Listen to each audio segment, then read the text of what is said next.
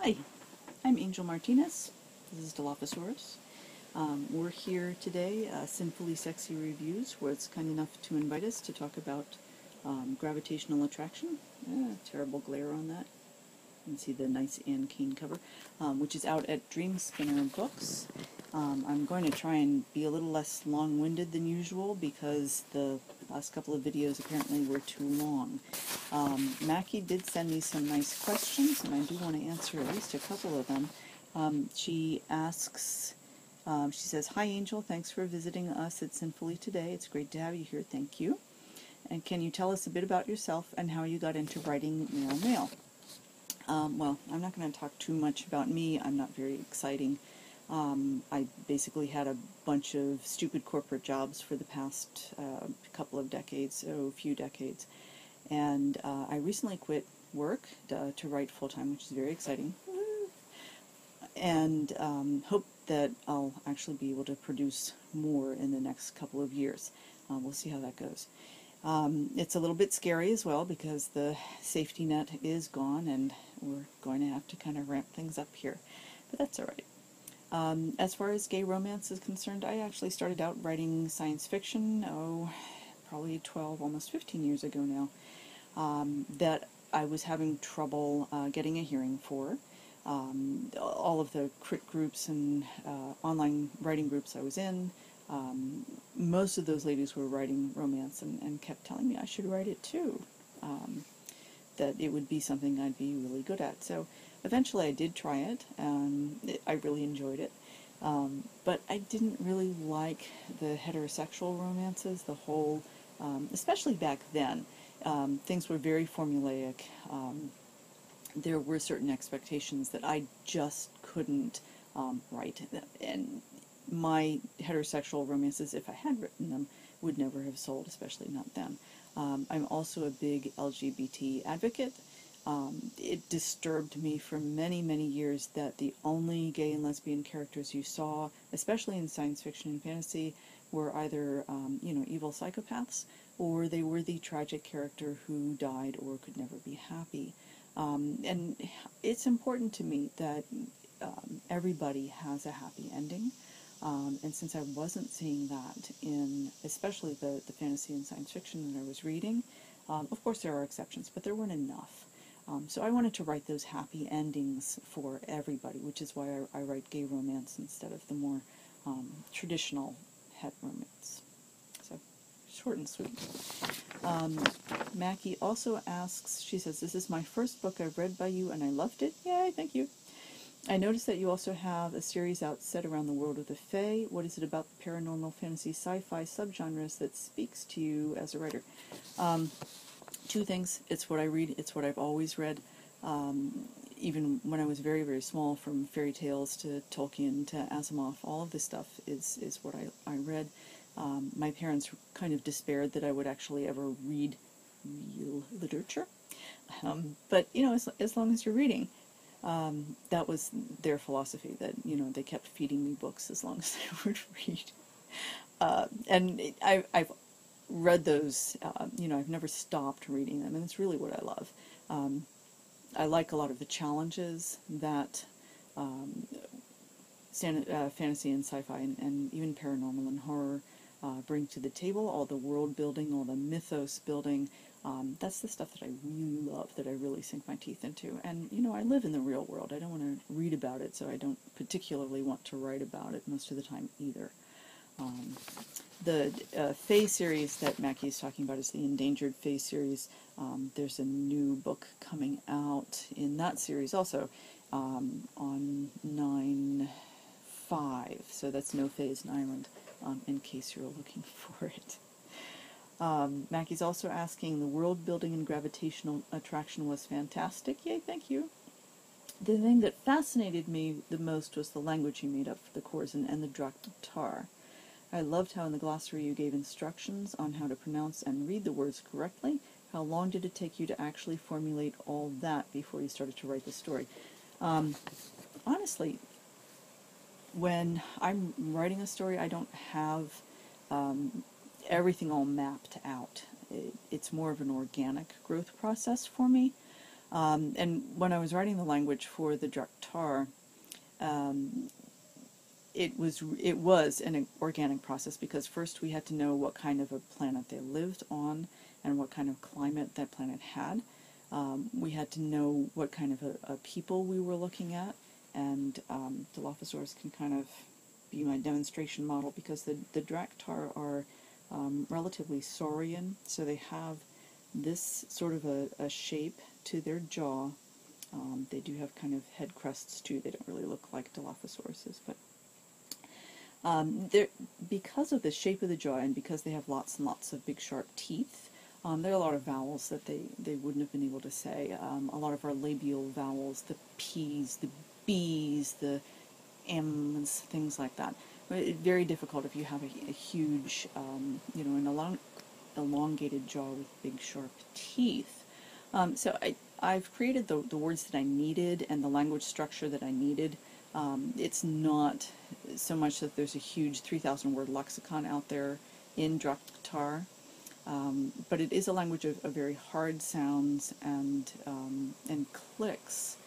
And the clicks that they actually use, the apostrophes that you see in words, are those clicks that they use as separations and as actual consonants, both. So that's a little bit about the language creation. Mackie is also asking, so what else is on the horizon? Any new projects? There's always new projects, always new projects. I will hopefully be getting back to the sequel to Rarely Pure, Never Simple, if any of you guys have read that one. And there are some smaller projects in the works. And then hopefully I can get back to the sequel for Gravitational Attraction. Which, if anybody's read Gravitational Attraction, that will be Logan's story. I know a lot of people had asked about Logan, and that is indeed going to be his story. But before I go on any further, I'm going to go ahead and read a little excerpt to you guys. This might be just a little bit spoilery, so if you want to go into the story, and be completely surprised about everything, I would probably turn the video off now. But if you want to hear a little bit of an excerpt, I'm going to go ahead and read to you. This is Isaac Ozawa. He's not in really great shape. He's actually dying at this point. Turk, his Corzin warrior lover, has taken him home to his planet, where they have different sorts of medical technology, and he's hoping that they can help them. The rest of the flight and the landing proceeded in a haze of pain. Turk's voice floated back to him, speaking in his native language over comm, most likely to traffic control. The thump of landing gear barely registered. He only swam up toward full awareness when Turk came back to undo the straps on his stretcher and take him up in his arms. "Isaac," he whispered. He buried his face against Isaac's neck in obvious distress. "Do I look that bad? I'm still in here."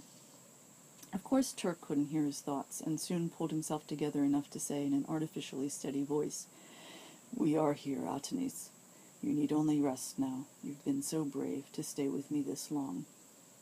He strode down the ramp, Isaac swaddled in blankets in his arms, under a painfully bright blue sky, high clouds flung out like a distant scattering of pebbles.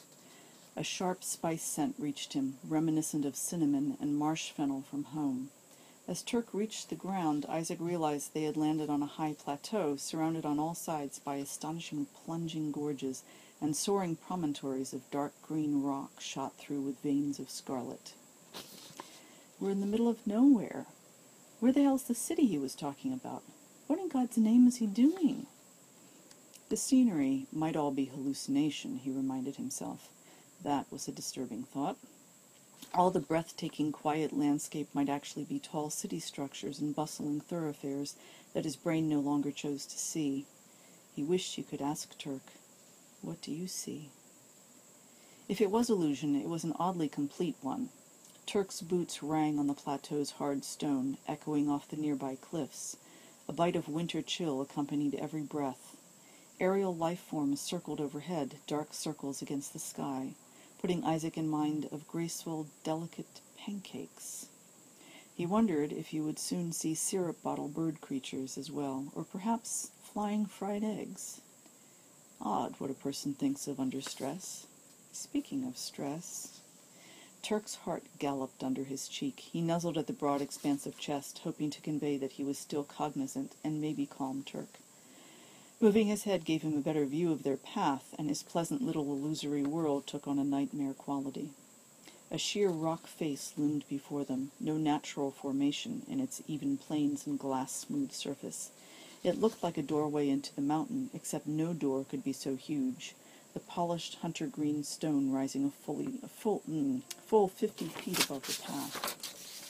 Sentinels bracketed this entrance, or monument, and their appearance only cinched it for Isaac. He was obviously hallucinating. As tall as Turk, though not as broad, they were bipedal life forms, but there the resemblance to Turk ceased. They had not 2 arms, but 4 apiece, and long, sinuous tails curling out below the ankle-length quilted coats they wore. Their heads had long snouts with nostrils rather than noses, the effect halfway between reptilian and avian, and crests of shining protrusions bisecting their skulls. Feathers, scales, hair?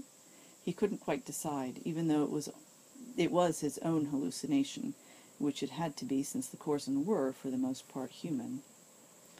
The one on the right called out to Turk in that language of hard consonants and clicks, harsher still since the sentinel seemed to be snarling.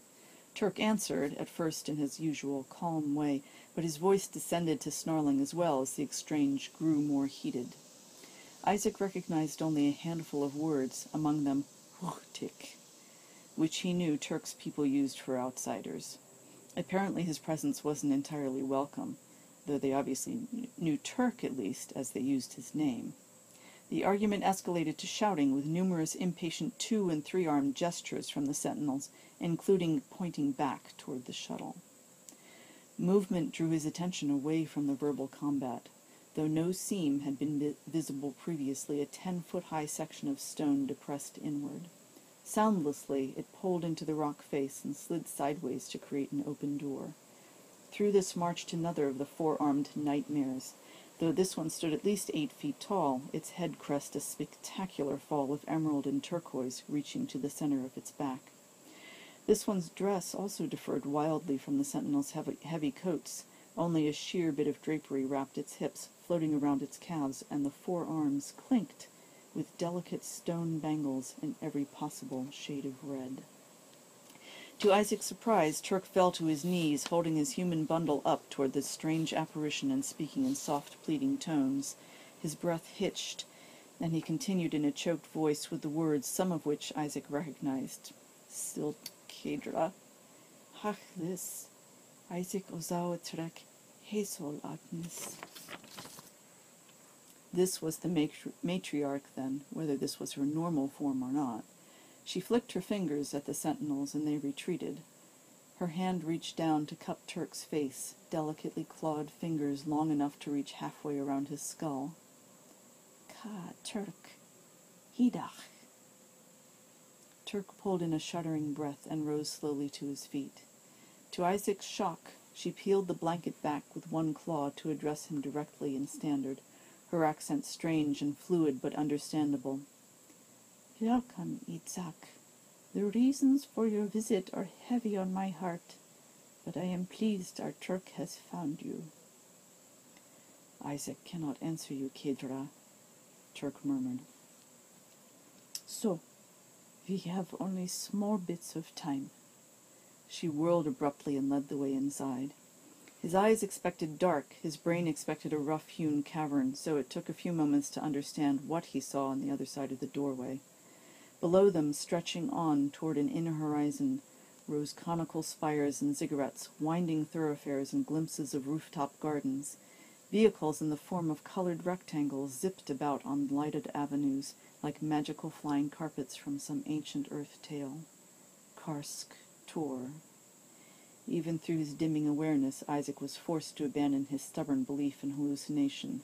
This was the capital city, and the Draktar were not even remotely human. Thank you so much for having me, Sinfully Sexy folks, and thanks for staying with me.